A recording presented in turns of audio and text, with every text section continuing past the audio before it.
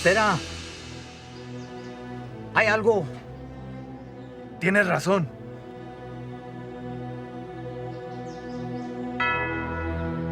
Tráeme el padre.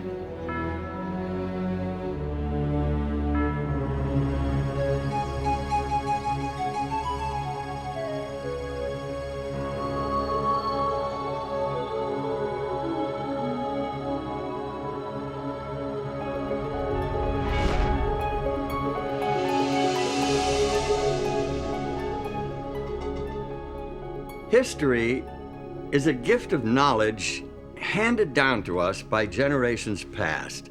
This knowledge is far more than a collection of facts arranged in chronological order.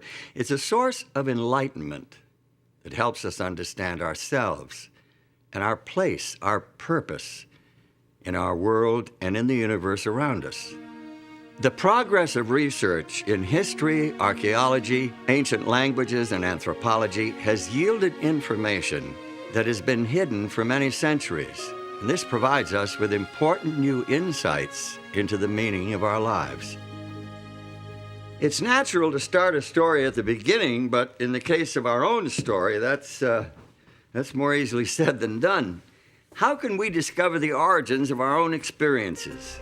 Where or when was our beginning?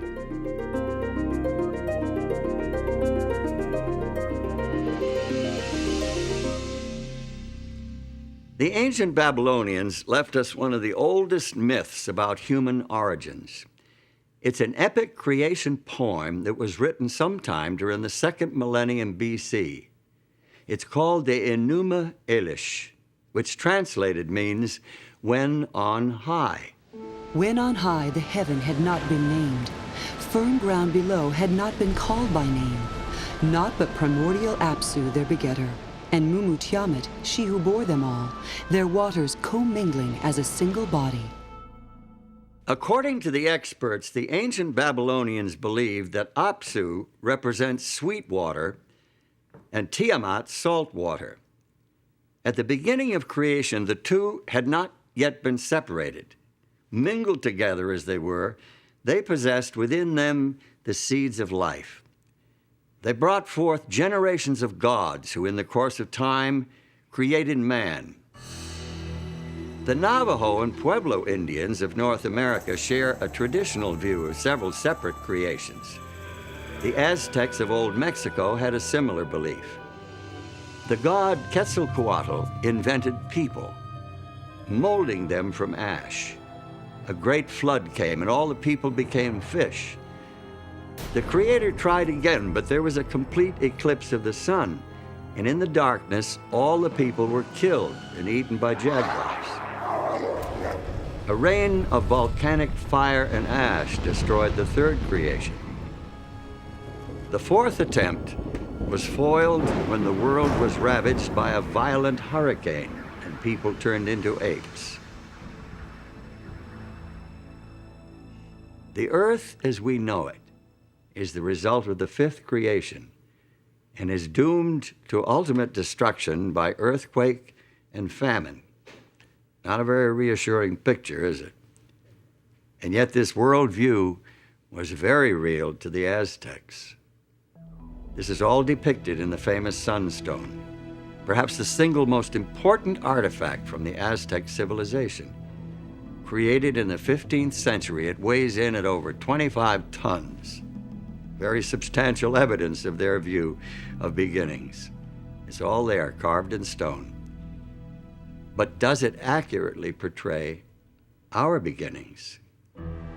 Best-selling Swiss writer Erich von Däniken has 16 books to his credit. Nothing else he has written has had the phenomenal impact of his 1968 book, Chariots of the Gods, in which he proposed a novel view of human development here on Earth. Dim as yet undefinable ages ago, an unknown spaceship discovered our planet.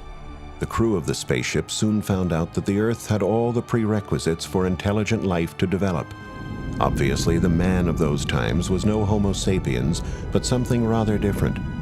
The spacemen artificially fertilized some female members of this species, put them into a deep sleep, so the ancients say, and departed.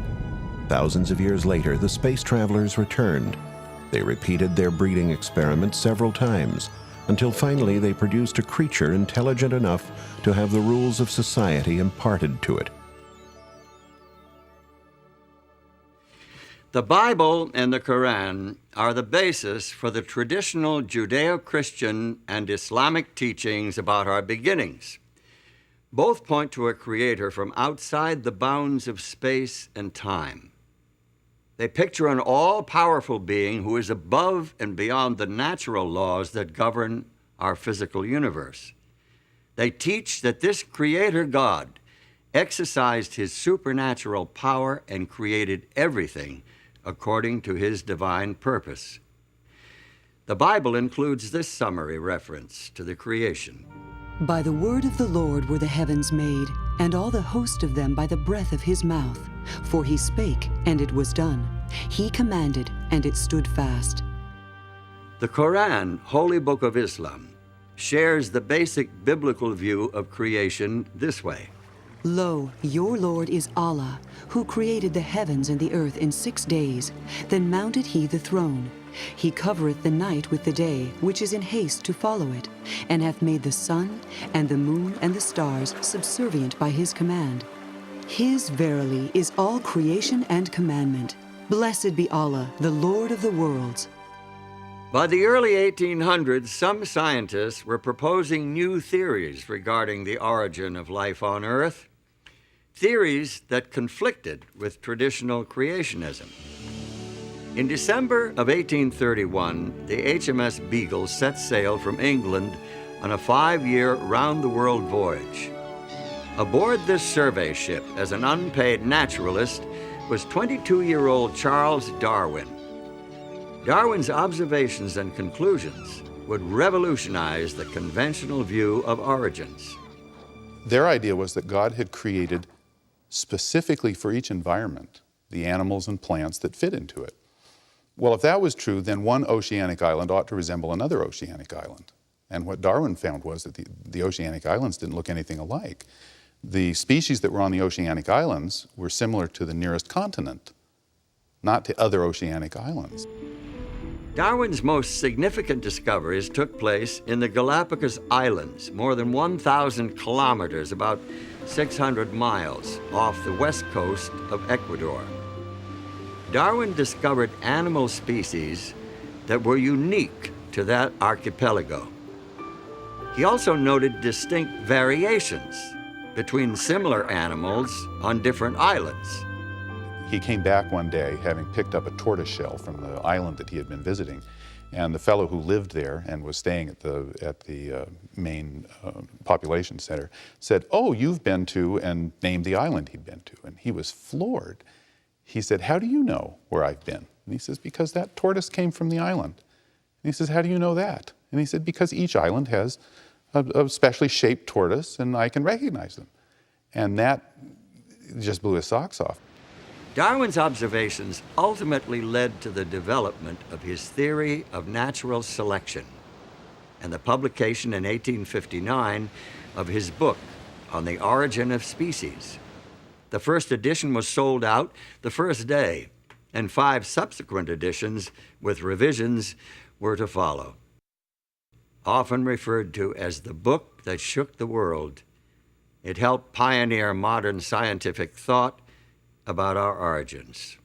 Today, science is defined at the beginning as a materialistic process. And that's a tribute to Darwinism. I mean, that's what he brought to us, was that we had escaped essentially from God. Using Darwin's theories of evolution as a starting point, scientists and philosophers have developed their own answers to questions about beginnings. Today, there are many variations on Darwin's theme. Among evolutionary scientists, the Big Bang theory has been widely accepted as a beginning point for the story of our universe as we know it. This theory suggests that all the matter that now exists in the universe is derived from a tightly compressed, incredibly hot mass of subatomic particles that exploded something like 10 or 15 billion years ago. That tremendous blast of creative energy set the universe in motion and eventually gave birth to galaxies and stars and planets, and ultimately to every form of life and matter within the universe. The way scientists today talk about this, the Big Bang really is the whole universe, and that it is really space itself which is expanding and creating new space in the course of time.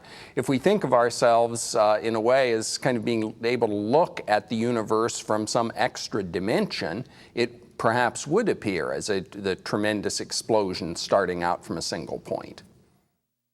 The theory of evolution teaches that life on Earth has evolved over vast periods of time, with simple single-celled forms developing into complex organisms purely by blind chance, through a process of trial and error. It was this process that Charles Darwin called natural selection.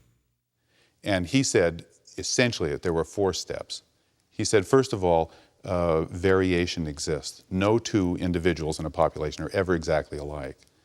Secondly, that every population overproduces. More young come into existence in 1 year than can possibly live until the next year. So that leads to the struggle for existence, the competition, and then survival of the ones that are the fittest. The fittest are simply those that have variations that give them an advantage. And the last thing was that the variations are inherited, so that the ones that live reproduce, and their offspring are more likely to have these fit variations. Are we the unplanned and accidental result of evolution through natural selection? Or are we the handiwork of a supreme being, the Allah of the Quran and the God of the Bible? Do we owe our existence to the Aztec or Babylonian gods, or to some alien creatures from outer space? What is the truth about our origin? These people need to wake up to the fact that their Sabbath is simply out of place in today's world. Their interpretation of the Sabbath is far too literal. Surely God will be happy with 1 day in 7. If this thing comes, it will smash your church in 10 years. So I pay little heed to the opposition from the rabbis and their allies. They're desperately trying to maintain useless traditions and customs. If anyone suffered hardship because of the new calendar, it would be due to a continual refusal to conform to the preference of the majority. This is the argument used by tyrants of the past to justify their infamous persecutions.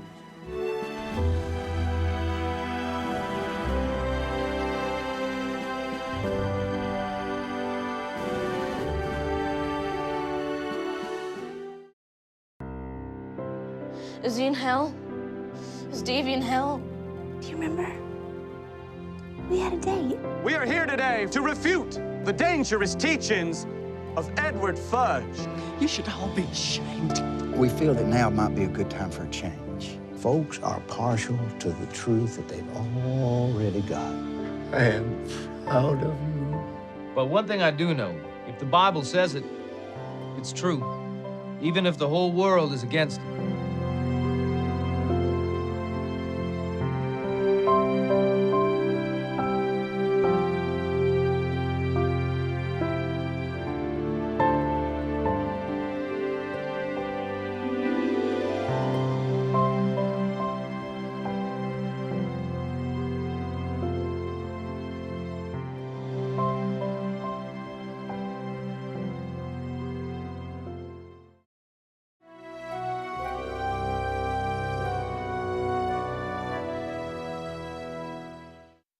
Today, the theory of evolution is presented to school children and promoted in the media as if it were proven fact. The truth of the matter is, however, the theory of evolution is just that, a theory. Its scientific foundations are actually kind of shaky. Molecular biologist and author Michael Denton gives us this insight into Charles Darwin and his theory. The popular conception of a triumphant Darwin increasingly confident after 1859 in his views of evolution is a travesty. On the contrary, by the time the last edition of The Origin was published in 1872, he had become plagued with self-doubt and frustrated by his inability to meet the many objections which had been leveled at his theory. Darwin's theory of natural selection could not be thoroughly tested in his day due to the limitations of the scientific equipment available at that time. Today's scientists are able to study the complicated systems within even the simplest single-cell organisms. Many people think of single cells as being less complex than multicellular organisms. Darwin thought so, and he thought that the first organism was a cell. Darwin can be excused for thinking so because the equipment to look inside the cell and see what was going on just didn't exist then. Now that we have it, we look inside the cell and we find enormous complexity. Amoebas move like we move. They don't have muscles, they have microfilaments. We digest our food. We do respiration. But so does the amoeba. They're much smaller than we are. They don't have but one cell, but they do all of the things we do, and they're just as complex. The complexity of even the simplest life forms is one of the reasons why many scientists are becoming increasingly dissatisfied with the evolutionary explanation, with its reliance upon pure, unguided chance. There's good reason for scientists to question the power of chance. Take a look at this simple demonstration. You see what I mean. Now, here are 3 blocks, numbered 1, 2, 3. There are 6 possible combinations of these 3 numbers. Now, I'll put the blocks into this box and shake it up.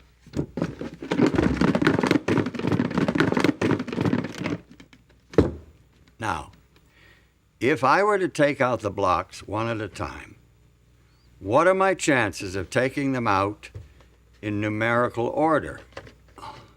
Well, I can expect to draw out the numbers 1, 2, and 3 in that order on an average of once in every 6 attempts.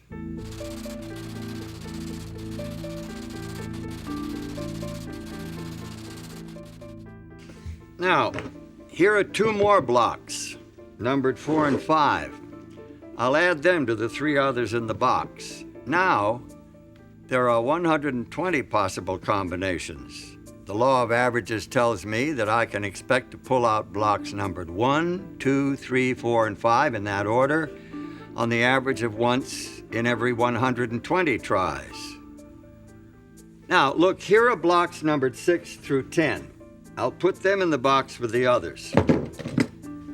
My chance of picking out all 10 blocks in numerical order is less than 1 in 3.5 million. Well, let me put that in perspective. If I put myself on a schedule and worked at this game day and night, pulling out all 10 blocks one at a time every 15 seconds, I could expect to win this game on the average of about once every 18 months. What if I doubled my quantity of sequentially numbered blocks to 20? How long should I expect to work at this game to get all 20 out of the box in order? Now, let's suppose that I could play at blinding speed and get all 20 blocks out in just 1 second, then do it again the next second and every second thereafter. Now, the law of averages says that I can expect to get the 20 blocks out of the box in order at the rate of once every 77 billion years. This little numbers game is nothing compared to the intricate complexity of even the simplest bits of matter. Physiologist and author Pierre Lecontenue, in his book Human Destiny, estimated the chance of forming a 2,000 atom protein molecule as something like 1 in 10 to the 321st power. There's really no good way to express that number. It's incomprehensible. Find yourself a large sheet of paper. Write 10 followed by 320 zeros. Now listen to what Lecontenue says. events which need an infinitely longer time than the estimated duration of the Earth in order to have one chance on the average to manifest themselves, can, it would seem, be considered as impossible in the human sense. This chunk of coal is about 70% carbon by volume. Carbon is essential to all organic life, and it's the fourth most common element in the universe. Yet this very ordinary element is extremely complex. In order for it to be produced naturally, 3 helium nuclei must combine to form a single carbon nucleus. But we have found that the conditions needed for that to happen are really very precise. In other words, that if the balance of forces in the atomic nucleus were very slightly different, that reaction would not be able to take place in order to form enough carbon to be of any significance. Men who discovered this, the way in which this reaction takes place to form carbon, and who found the conditions that were necessary for it to take place was Fred Hoyle, who is one of the great astrophysicists and cosmologists of this century. Hoyle was very skeptical about religion. At the time, at least, he was an atheist. Some supercalculating intellect must have designed the properties of the carbon atom. Otherwise, the chance of my finding such an atom through the blind forces of nature would be utterly minuscule. A common-sense interpretation of the facts suggests that a superintellect has monkeyed with physics as well as with chemistry and biology. The numbers one calculates from the facts seem to me so overwhelming as to put this conclusion almost beyond question. It seems that evolution through a long series of random unguided mutations is a practical impossibility. This fact casts a cloud of doubt over the entire evolutionary scenario. Scientists are now looking for shortcuts, miraculous jumps out of the realm of chance. Many are frankly awed by their discoveries, finding more and more clear evidence of intelligent design in nature. Intelligent design, of course, requires a designer. And the clearest portrayal of a designer and his work is found here in the Bible. The creation account itself records a systematic progression of creative acts culminating in the creation of man. The Hebrew prophet Jeremiah emphasizes this intelligent design when he writes about the Creator. He hath made the earth by his power. He hath established the world by his wisdom, and hath stretched out the heavens by his discretion. Biblical creation theology does not attempt to provide a scientific description of God's creative acts. Instead, it suggests the meaning, the purpose, the goal of creation. Through faith, we understand that the worlds were framed by the Word of God, so that things which are seen were not made of things which do appear. Now, perhaps some of us have been too quick to discard this old book as an irrelevant collection of useless fables and legends and traditions. Its value lies far beyond the realm of science. It deals with concepts that cannot be analyzed in a laboratory. It addresses many questions that science cannot answer. That is, science can talk about how the universe behaves, how things take place within the universe. It cannot explain why something exists rather than nothing. That is, it cannot really explain the fundamental question of existence. Could it be that the neglected pages of Scripture actually offer accurate insights into our origins? If so, we're not here by accident. We must see ourselves as a part of a Creator's design. There must be a plan, some real purpose for our existence. And God said, "Let us make man in our image, after our likeness, and let them have dominion over the fish of the sea, and over the fowl of the air, and over the cattle, and over all the earth, and over every creeping thing that creepeth upon the earth." The creation story depicts God as having great ambitions, high hopes for the human race. People were created in the image of their Maker. In their original innocence, they had direct communication with God, an intimate, personal, face-to-face relationship with their Creator. After the creation of human beings, the Bible reports that God marked the end of creation with a day of rest, thus establishing the weekly cycle for human life. Thus the heavens and the earth were finished, and all the host of them. And on the seventh day God ended his work which he had made, and he rested on the seventh day from all his work which he had made. And God blessed the seventh day and sanctified it, because that in it he had rested from all his work which God created and made. By creating the Sabbath, God gave human beings an opportunity to emulate him, to enter into his rest, and thereby to signify their special relationship with him as their Lord and Creator. Next time on the seventh day. And the whole idea of the weekly cycle, which showed 6 days of work and a Sabbath, was forgotten. He warned the people that their city was to be destroyed, their temple destroyed, and that they would be carried away to Babylon to serve the king of Babylon. 70 years. Nobody listened. And they burnt them as they were in the caves, because they were not willing to break in upon the honor they owed the Sabbath, even in such distresses.